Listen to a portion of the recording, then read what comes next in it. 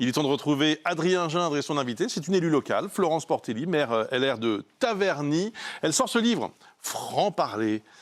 Je compte sur elle d'ailleurs, sur ce franc-parler durant l'interview, Adrien. Bonjour Florence Portelli. Bonjour. On va d'abord parler argent, puisque le gouvernement a mis en ligne hier ce qu'on appelle la répartition de la dotation globale de fonctionnement. Pour le dire très simplement, c'est l'argent que l'État donne aux collectivités. 320 millions d'euros de plus sur un an, 640 millions d'euros de plus sur 2 ans. Est-ce que vous considérez que cette augmentation, c'est un dû ou que vous pouvez dire merci au gouvernement pour cet effort ?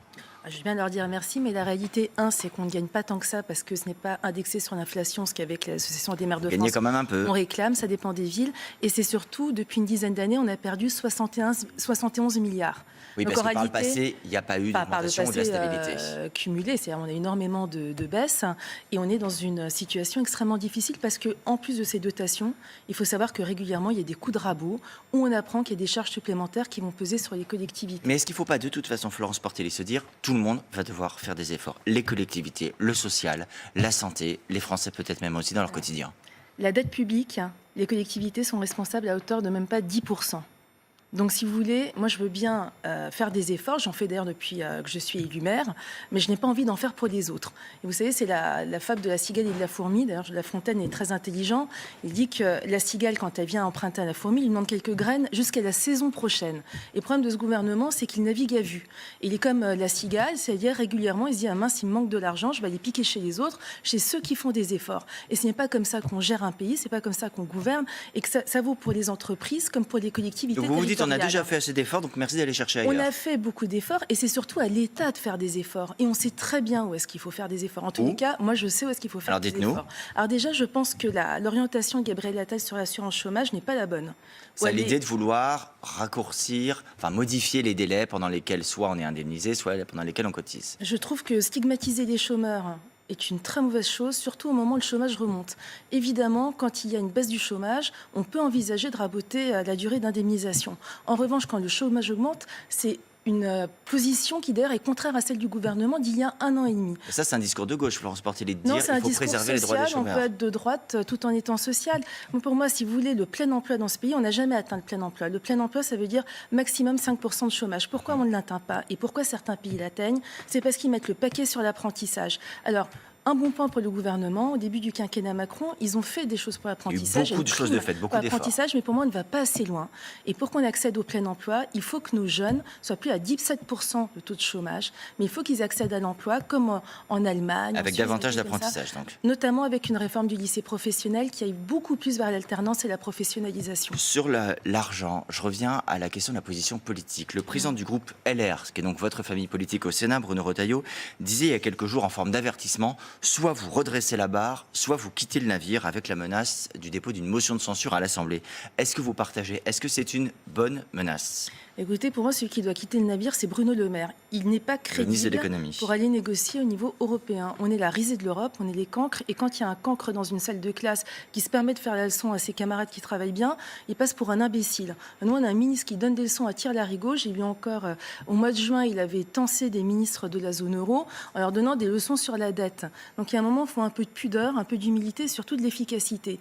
Donc, je pense que Bruno Le Maire n'est plus le bon interlocuteur. Il n'a qu'à retourner écrire ses bouquins et puis laisser des gens un peu plus professionnels travailler.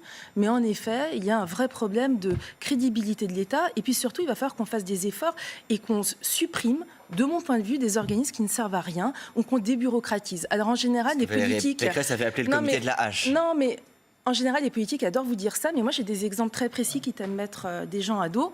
Mais je vous donne un exemple. Dans les administrations déconcentrées de l'État, les ARS, ça fait 20 ans les agences régionales de santé. Tout à fait, ça fait 20 ans que ça existe. C'est un nid de bureaucratie, ça emmerde les médecins et le secteur hospitalier. Et pour autant, est-ce que vous avez l'impression que le secteur de la santé se porte mieux? Il faut peut-être quand même administrer la santé. Oui, il faut administrer la santé, mais pas la suradministrer. D'ailleurs, depuis que ça existe, ça ne s'est pas amélioré. Je vous donne un exemple parmi d'autres, mais même au niveau des collectivités territoriales.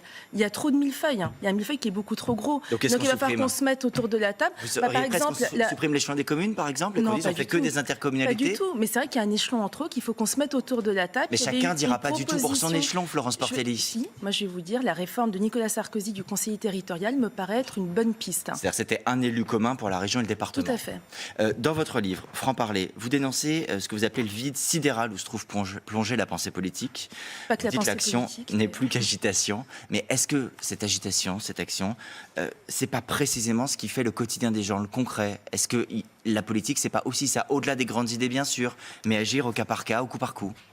Justement, je pense qu'on crève de ça, et ce qui fait que les gens n'ont plus d'espérance et n'ont plus de vision.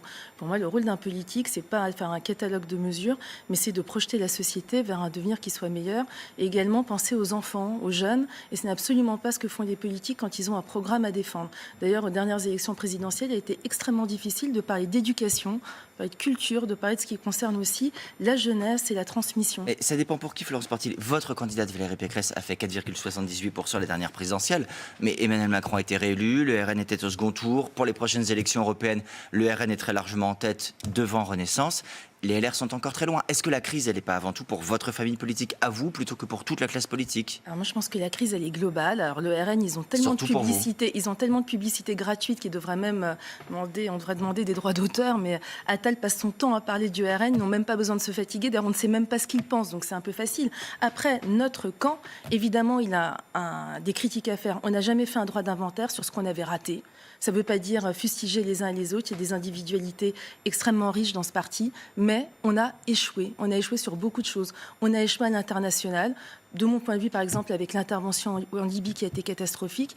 On a échoué également en méprisant le peuple, en revenant sur le référendum de 2005. On n'aurait jamais dû faire ça. Donc il y a une série d'échecs et d'erreurs que nous avons, de mon point de vue, fait. Et pour pouvoir aller de l'avant, il faut déjà commencer à dire aux gens, là-dessus, on n'a pas été bon. Sinon, on n'est pas crédible. Et ces quelques inspirations, vous les listez donc dans Franc-parler aux éditions du CERF. Merci beaucoup, Florence Portelli, d'avoir été sur TF1 ce matin. La suite, c'est avec vous, Bruce. Merci.